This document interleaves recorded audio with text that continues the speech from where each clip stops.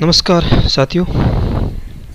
हमने हमारा जो तीसरा टॉपिक है वो स्टार्ट था महासागरों और महाद्वीपों का निर्माण। तो हमने इसके अंदर शायद 6 सिद्धांत थे वो पढ़ लिए हैं। अभी हम आगे के जो सिद्धांत हैं उनको कंप्लीट करते हैं। तो चलिए वीडियो को स्टार्ट करते हैं।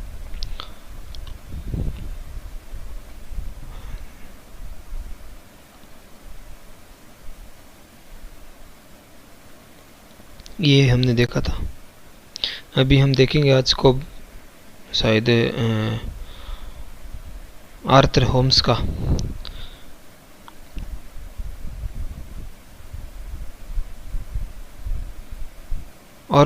का समवैनीय तरंग सिद्धांत।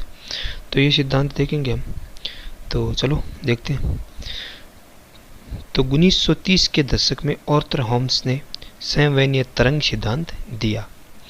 होम्स ब्रिटेन के प्रसिद्ध भूगर्भ शास्त्री थे। इनका सिद्धांत निम्न उद्देश्यों से प्रेरित था। क्या उद्देश्य थे इनके सिद्धांत के? तो पेंजिया का विखंडन तथा महाद्वीपों के प्रवाह का कारण जानना, ज्वालामुखी की उत्पत्ति की व्याख्या करना और वलित पर्वतों की उत्पत्ति। तो चलिए सिद्धांत देखिए। जैसे मान लीजिए ये दुर्बलता मंडल है, एस्टेनोस्फेयर, और यहाँ से ये मैग्मा चट्टानें हैं, ये सब यहाँ ये। तो यहाँ से जो है वो क्या निकलता है? ऊष्मा निकलती है।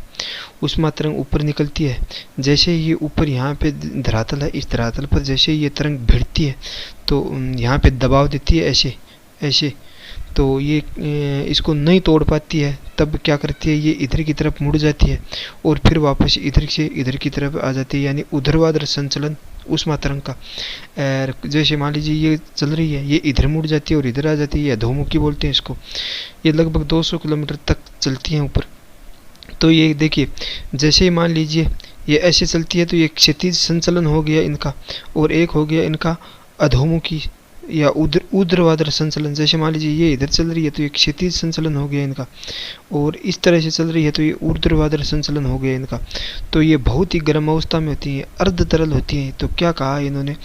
तो ये देखिए, जैसे ही इधर से ऐसे चलती हैं तो ये धरातल के ऊपर क्या करती हैं? ये चोट मारती हैं, और जिससे चोट मारती हैं, इस चोट की वजह से क्या होता है? धरातल के अंदर तनाव उत्पन्न हो जाता है, खिसकाव उत्पन्न हो जाता है, क्योंकि ये ऐसे चलती है तो ये कभी कभार तो ऊपर निकली जाती है। तो इस तरह से इधर चलता है, आधा आधा इधर। तो इस तरह से संपीड़न बल, जैसे मान लीजिए दोनों ये एक तरफ ही चल रही है तो ये तो इससे संपीड़न बल बोलते हैं इसको। और जैसे मान लीजिए ये इधर जा रही है और ये इधर जा रही है तो इससे जो होगा तो इससे वो तनाव बल उत्पन्न होगा, है ना। तो देखिए, होम्स के अनुसार धरातल के आंतरिक भागों में लगभग 200 किलोमीटर की गहराई पर चट्टानें अत्यधिक तापमान के कारण अर्ध तरल अवस्था में है, जिसे होम्स ने एस्टेनोस्फेयर या दुर्बलता मंडल नाम दिया गया। किसको? इसको। यह भाग मेंटल का या सीमा का ऊपरी हिस्सा है। यह क्षेत्र ज्वालामुखी के लावे का भी स्रोत है। होम्स के अनुसार जैसे जैसे धरातल की गहराई में जाते हैं वैसे वैसे रेडियो एक्टिव पदार्थों की मात्रा बढ़ती जाती है। इस कारण गहराई में जाने पर प्रत्येक 32 मीटर पर सामान्यतः 1 डिग्री सेल्सियस तापमान बढ़ जाता है। इस कारण दुर्बलता मंडल अत्यंत गर्म और क्या अर्ध तरल अवस्था में है। इस क्षेत्र के अत्यंत गर्म होने के कारण ऊष्मा तरंगें उत्पन्न होती हैं, जो कि 2 प्रकार का संचलन करती हैं, एक ऊर्ध्वाधर संचलन और एक क्षैतिज संचलन। ऊर्ध्वाधर संचलन भी 2 प्रकार का होता है, एक तो ऊपरमुखी ठीक है ना, एक तो ऊपरमुखी होता है और एक होता है आपका अधोमुखी। कौन सा होता है? देखिए, अधोमुखी, है ना। तो दुर्बलता मंडल से भूपटल शियाल की ओर संचलन करने वाली ऊष्मा तरंगों को ऊपरमुखी तरंगें कहा जाता है। जैसे मान लीजिए ऐसे चलती हैं तो वो तरंगें ऊपरमुखी हो गई। पेंजिया सहित विभिन्न भूखंडों में विखंडन हुआ और हो रहा है, अभी भी हो रहा है। ज्वालामुखी प्रस्फुटन, वो आपको पता है कि जैसे जैसे ये ऊपर धरातल के ऐसे चोट मारती है तो ज्वालामुखी तो प्रस्फुटन होगा ही। पर्वत घाटियों का व कटकों का निर्माण होता है। तो ये देखिए, इससे होता है कि पर्वत घाटियों का निर्माण किस वजह, कौन सी आपकी जो संचलन है उससे होता है? तो ऊर्ध्वाधर संचलन से होता है। ऊर्ध्वाधर में कौन सा? तो ऊपरमुखी। जब अब अधोमुखी देखिए क्या है, तो जब ऊष्मा तरंगें शियाल के नीचे के भागों से पुनः दुर्बलता मंडल की ओर आती है तो उसे अधोमुखी तरंग कहा जाता है। जैसे मान लीजिए ये ऐसे चलती है, फिर ऐसे चलती है, फिर वापस आती है, तो इसे क्या बोलते हैं? अधोमुखी। इसके परिणाम स्वरूप धरातल पर निम्न क्षेत्र या घाटियों का निर्माण होता है। एक होता है आपका क्षैतिज संचलन, तो ये भी देखते हैं। ऊष्मा तरंगों के क्षैतिज संचलन के कारण दो बल उत्पन्न होते हैं। एक तनाव बल, वो आपको बताया था, ऐसे एक इधर, जैसे मान लीजिए एक ऐसे चल रही है और एक आपकी ऐसे चल रही है, तो इधर तनाव तो होगा ही ना। तो जब ऊष्मा तरंगें एक दूसरे के विपरीत संचलन करती हैं तो मध्य के भागों में तनाव बल उत्पन्न होता है और इस बल के परिणाम स्वरूप धरातल या भूखंड एक दूसरे के विपरीत अपसारी गति करते हैं, जिसके परिणाम ऊपरी ज्वालामुखी, महासागर या कटक जैसी परिघटनाएं होती है। एक होता है संपीड़न बल, जब ऊष्मा तरंगें एक दूसरे की ओर गति करती है, जैसे मान लीजिए ये इधर जा रही है और ये भी आपकी इधर ही आ रही है, तो इसके कारण उत्पन्न बल को संपीड़न या अभिसरण बल कहा जाता है, जिसके परिणाम स्वरूप धरातल या भूखंड एक दूसरे की ओर अभिसरण करते हैं, जिसके परिणाम स्वरूप क्या होता है, वलित पर्वतों का निर्माण होता है। आपको पता है जब ये दोनों आपस में टकराएंगे तो यहाँ की जो सतह है वो ऐसे ऊपर निकल जाएगी, तो क्या हो जाएगा, वलित पर्वतों का निर्माण हो जाएगा ऐसे। अब देखिए अगला जो सिद्धांत है वो हैरी हेस का सागर नित्तल प्रसरण सिद्धांत हो गया। तो ये आप देख लीजिए, चित्र के अंदर देखना, पहले यहाँ पे पढ़ लीजिए, उसके बाद आपको ये चित्र देखना है। जैसे जैसे मान लीजिए ये ऊष्मा तरंगे है, ये ऐसे ऐसे ऐसे ऐसे निकलती जाएगी, वैसे वैसे ये ज्वालामुखी है, ये ऐसे ऐसे ऐसे ऐसे फैलता जाएगा। तो इसकी जो ये परत है इसकी तो आयु ज़्यादा होगी, और इधर की जो परत है ये आपको कॉमन सेंस की बात है, ये नहीं होगी, ये बढ़ती आयु हो जाएगी। जैसे जैसे मान लीजिए इस ज्वालामुखी से यहाँ से इधर की तरफ जाते हैं तो ये क्या हो जाएगा, बढ़ती जाएगी। ये महासागरीय नित्तल यानी ये फैल रहा है ना। तो मध्य अटलांटिक महासागरीय कटक है ये, है ना। तो 1960 के दशक में हैरी हेस ने सागर नित्तल प्रसरण सिद्धांत दिया। इस सिद्धांत के अंतर्गत हैरी हेस ने निम्न मान्यताएं बताई हैं। कौन कौन सी? हैरी हेस ने अपना सिद्धांत सागर के नित्तल के संबंध में दिया है। हैरी हेस के अनुसार ऊष्मा तरंगों के ऊर्ध्वाधर संचलन के कारण धरातलीय क्षेत्रों में दरार उत्पन्न हो जाती है और इस दरार से मैग्मा चैम्बर का मैग्मा दरारी ज्वालामुखी के उद्गार के रूप में बाहर आता है। परिणाम स्वरूप महासागरों में कटक का निर्माण होता है और भविष्य में भी यहाँ ज्वालामुखी उद्गार होता रहेगा। जैसे जैसे उद्गार होता है वैसे वैसे पुरानी चट्टानों में विस्तार या खिसकाव या अपसरण हो जाता है और परिणाम स्वरूप सागर के नित्तल के प्रसरण होता रहता है। इस कारण कटक का मध्यवर्ती भाग हमेशा नवीनतम होता है। यह आपको पता है, अगर ऐसे ऐसे ऐसे ज्वालामुखी जाएगा तो जो पुराने होंगे वो तो इधर की तरफ खिसक जाएंगे और जो पास में होगा यहाँ पे ज्वालामुखी जो उद्गार है यहाँ पे मुख के पास में, तो वो नए होंगे। यहाँ पर ज्वालामुखी उद्गार होता रहता है। जैसे जैसे कटक से केंद्र से दूर जाते हैं वैसे वैसे चट्टानों की आयु में क्या होती जाती है, वृद्धि होती जाती है। इस प्रकार सबसे नवीन चट्टानें मध्य भाग में व पुरानी वृद्ध चट्टानें कटक के अंतिम छोर पर होती है। चित्रानुसार चित्र में आपको बताया गया कि ई में सर्वाधिक प्राचीन चट्टानें हैं और दोनों भागों में की ई चट्टानों की आयु तथा रासायनिक संरचना समान है। ये आपको भी पता है। जैसे मान लीजिए ये ई है तो ये चट्टान ये आपकी क्या है, पुरानी है ना। ये चट्टान क्या है, पुरानी होती जाती है और इधर से इधर की तरफ चलते हैं तब इन चट्टानों की आयु कम होती जाती है, यानी ये नवीन है, और इधर से इधर की तरफ जाते हैं तो इनकी बढ़ती आयु यानी ये पुरानी होती जाती है। जैसे ई ये और ये है ना, और ये सबसे नवीनतम चट्टान है ना, ये सबसे नवीनतम चट्टान है। चलो आगे देखते हैं। इस कारण कटक का मध्यवर्ती भाग हमेशा नवीनतम होता है क्योंकि यहाँ पर ज्वालामुखी उद्गार होता रहता है। जैसे जैसे कटक के केंद्र से दूर जाते हैं वैसे वैसे चट्टानों की आयु में वृद्धि होती जाती है। इस प्रकार सबसे नवीन चट्टानें मध्य भाग में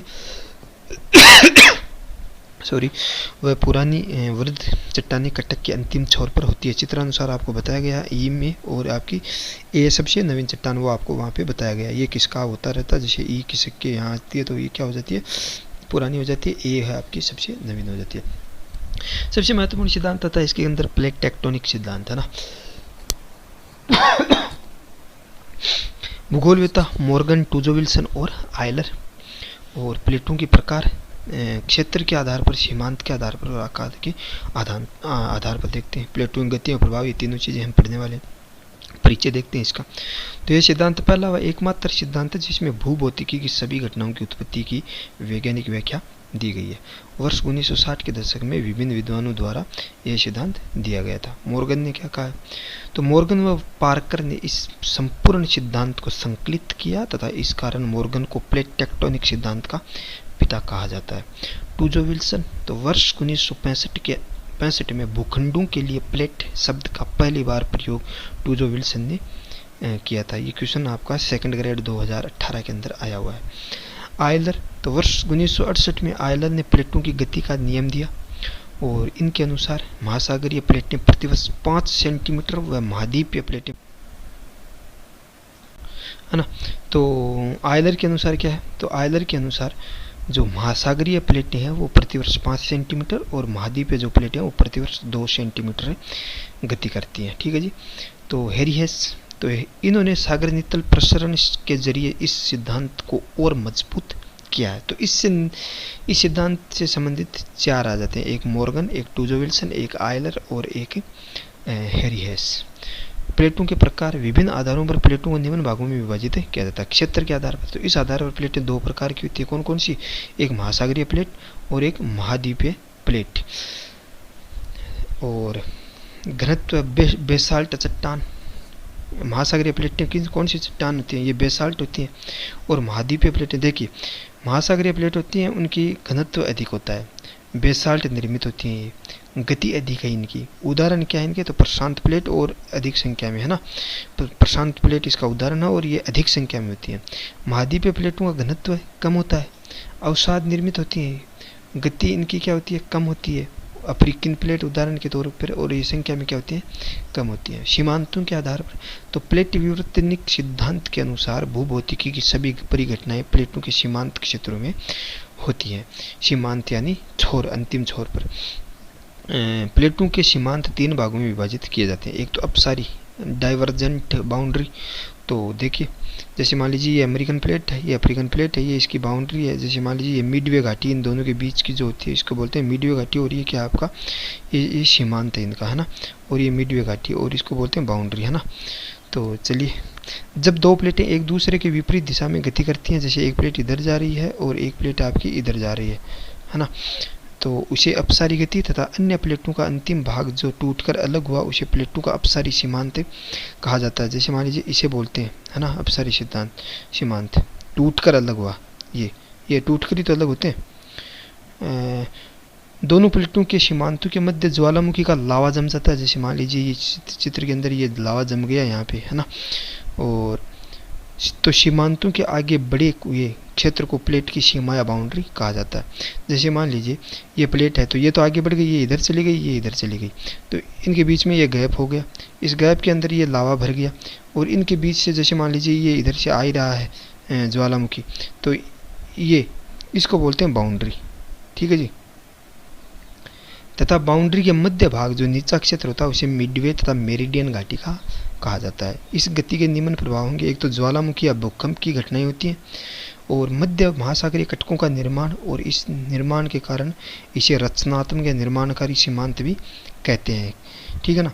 और मिडवे घाटियों का निर्माण होता है। अपसारी गति के कारण महासागरों के नितल में प्रसार व अन्य महासागरों के संबंध में संकुचन हो रहा है। जैसे अटलांटिक महासागर में स्थित मध्य अटलांटिक कटक के प्रसार के कारण जो दक्षिण अमेरिका और अफ्रीका में किसका हो रहा है, जिसके कारण अटलांटिक महासागर का विस्तार हो रहा है और प्रशांत महासागर का संकुचन हो रहा है।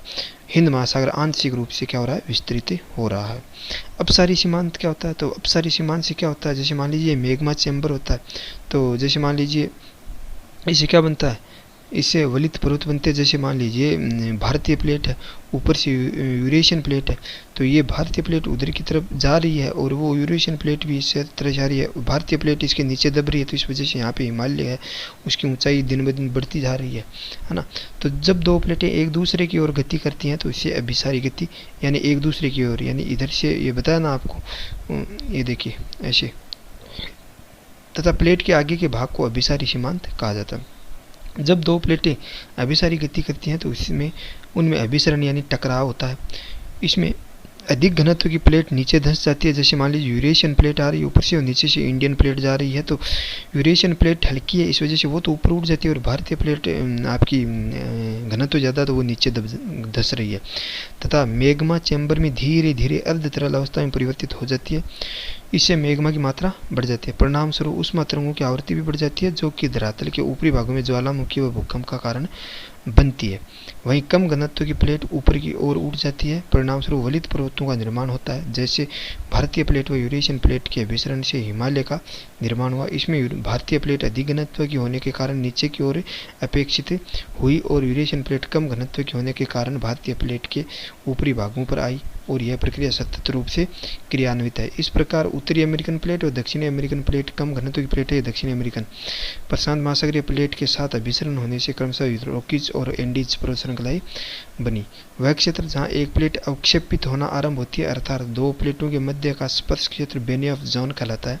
चूंकि इसमें प्लेट का विनाश होता है, इसलिए इसे विनाशकारी सीमांत कहा जाता है। देखिए चित्र से समझते हैं इसको इस तरह से समझते हैं, जैसे मान लीजिए आपकी ये इधर से हाँ, ये देखिए ये यूरोपियन प्लेट है और इधर से ये भारतीय प्लेट है। तो ये यूरोपियन प्लेट इधर आ रही है और भारतीय प्लेट भी इधर आ रही है। तो ये भारतीय प्लेट का घनत्व क्या ज़्यादा, इस वजह से ये तो नीचे धंस जाती है ऐसे, और ये यूरोपियन प्लेट इसके ऊपर चली जाती है। जहाँ से ये दोनों स्पर्श करते हैं उसको बोलते हैं बेनियफ जोन, यूरेशियन प्लेट और ये इंडियन प्लेट। और जहाँ पे ये नीचे आना आरंभ हो जाती है और जहाँ से ये पिघलना आरंभ हो जाती है उसको बोलते हैं सबडक्शन या अवक्षेपित, यानी नीचे धंसना। और ये दोनों होती है, इस वजह से यहाँ पे क्या हो जाता है, ये पर्वत का निर्माण होता है, वलित पर्वत बनता है। इसीलिए हिमालय की क्या हो जाती है, ऊंचाई क्या होती है, दिन ब दिन बढ़ रही है। तो ये सिंपल सी बात है, कोई ज़्यादा बड़ी बात नहीं है इसके अंदर। संरक्षी सीमांत, तो जब दो प्लेटें एक दूसरे के समीप होकर गुजर जाती है, जैसे एक इधर से जा रही है एक इधर से जा रही है, बस ऐसे, इनमें नवीन चट्टानों का निर्माण होता है और नई प्लेटों का विकास होता है। इस कारण इसे संरक्षी सीमांत कहा जाता है। इसके परिणाम स्वरूप निम्न परिघटनाएं होती हैं: भूकंप, ज्वालामुखी, भ्रंश बनना, महासागरीय द्वीप बनना, ये सब हो जाते हैं। आकार के आधार पर, तो आकार के आधार पर तो देखिए बहुत बड़ी प्लेटें, आकार के आधार पर 3 भागों में बांटा गया। वृहद प्लेट, एक बड़ी प्लेटें है ना, तो बड़ी प्लेटें, लघु प्लेटें और एक और आपकी कौन सी आ जाती है, सूक्ष्म प्लेट, ठीक है ना। ये 3 प्रकार की प्लेटें हो जाती हैं आकार के आधार पर। तो इस आकार के आधार पर प्लेटों से एक क्वेश्चन भी शायद आया हुआ है मेरे ख्याल से, सेकंड ग्रेड 2018 के अंदर। तो ऐसी प्लेटें जो 2 करोड़ वर्ग किलोमीटर अधिक की हो उन्हें वृहद प्लेट कहा जाता है। मॉर्गन ने वृहद प्लेटों की संख्या कितनी बताई, 6 बताई। मॉर्गन ने उत्तरी अमेरिका और दक्षिणी अमेरिका को एक ही प्लेट माना था। वर्तमान में इनकी संख्या कितनी है, 7 मानी जाती है, जो कि इस प्रकार है। देखिए मान लीजिए ये उत्तरी अमेरिकन प्लेट हो गई, ये आपकी देख लीजिए प्रशांत प्लेट हो गई, ये आपकी देख लीजिए दक्षिणी अमेरिकन प्लेट हो गई, ये यूरेशियन प्लेट हो गई। ये मोटी मोटी जो प्लेटें हैं चित्र के अंदर आप देख रहे हैं, ये कितनी वृहद प्लेटें हैं। कौन कौन सी, प्रशांत महासागरीय प्लेट हो गया, उत्तरी अमेरिकन प्लेट हो गया, दक्षिणी American plate, Eurasian plate, African plate, Indo Australian plate हो गई, अंटार्कटिका प्लेट हो गई। अब लघु यानी माइनर प्लेट कौन सी हैं, तो वो प्लेटें जिनका क्षेत्रफल 1 से 2 करोड़ वर्ग किलोमीटर के मध्य हो। तो ये कौन सी, एक तो कैरोलिना प्लेट है, यह प्लेट प्रशांत महासागर व भारतीय महासागर के मध्य स्थित है। देखिए मान लीजिए ये आपकी लघु प्लेटें हो गई, कौन सी, एक तो ये देखिए सोमालियन हो गई, ये कैरोलिना प्लेट, यहाँ पे भारतीय और ऑस्ट्रेलियन, ये यहाँ पे ये अरेबियन प्लेट हो गई, ये आपकी कैरेबियन प्लेट हो गई, ये आपकी ग्रीनलैंड हो गई, ये जॉन डी फूका हो गई, ये मालपेलो हो गई, यहाँ पे ये कोको नजका हो गई। ये कुछ प्लेटें यहाँ पे है ना, ये लघु प्लेटें। तो बर्मा हो गई, सोमालिया हो गई, अरब सागर की प्लेट हो गई, स्कोशिया प्लेट उत्तरी अमेरिका और दक्षिण अमेरिका के बीच अवस्थित है, नजकाप हो गई, कोकुस हो गई, मालपेलो नवीनतम खोजी गई प्लेट है जो दक्षिण अमेरिका के उत्तरी भागों में स्थित है। जॉन डी फूका हो गई, यह एकमात्र जो विपरीत दिशा में गति करती है। ग्रीनलैंड हो गई, ये सर्वाधिक गतिशील प्लेट है। ज़्यादातर आपको जैसे मान लीजिए मालपेलो हो गई, जॉन डी फूका हो गई, ग्रीनलैंड हो गई, और बस इतनी लगभग ये 3 प्लेटें अगर आप याद रखते हो तो आपका काम लगभग हो जाएगा इसके अंदर। सूक्ष्म प्लेट, माइनर प्लेट कौन सी, ऐसी प्लेटें जिनका क्षेत्रफल 1 करोड़ किलोमीटर से भी कम है उन्हें सूक्ष्म प्लेटें कहा जाता है। इनकी संख्या कितनी है, 57 सूक्ष्म प्लेटों की। उक्त सभी प्लेटें संचलन करती है और इस संचलन के दौरान अपसरण भी होता है, संरक्षी गति भी होती है तथा अभिसरण भी होता है। तीनों घटनाएं होती हैं इनके अंदर। प्लेटों में अभिसरण के निम्न 3 रूप बनते हैं। तो महाद्वीपीय अभिसरण, यहाँ से क्वेश्चन पुटअप हुआ था कि एक महासागरीय अभिसरण, यानी जब 2 महासागरीय प्लेटें अभिसरण करें तो निम्न आकृतियाँ बनती हैं। कौन सी, ट्रेंच यानी गहरे गर्त। उत्तरी प्रशांत महासागर का मेरियाना गर्त जो कि पश्चिम भागों में, ये उसका उदाहरण है। पर्वत जैसे प्रशांत महासागर स्थित मोनार्की पर्वत हो गया, तोरण चाप हो गया, द्वीप हो गया। ये यहाँ से ये क्वेश्चन सेकंड ग्रेड 2018 के अंदर SST में जियोग्राफी से पूछा गया था, ठीक है ना, कि तोरण या चाप द्वीप बनते हैं। तो महासागरीय अभिसरण से महाद्वीपीय अभिसरण से महाद्वीपीय महासागरीय अभिसरण से, इस तरह से। एक होता है महासागरीय महाद्वीपीय, इसे वलित पर्वत बनते हैं जैसे एंडीज, रॉकीज इत्यादि। तो ये टॉपिक खत्म हो चुका है अपना। आगे कल एक नए टॉपिक के साथ हमारी मुलाकात होगी। तो थैंक यू। अगर वीडियो अच्छा लगता है तो आप लाइक कीजिए, शेयर कीजिए और चैनल को सब्सक्राइब करना ना भूलिएगा। तो थैंक यू।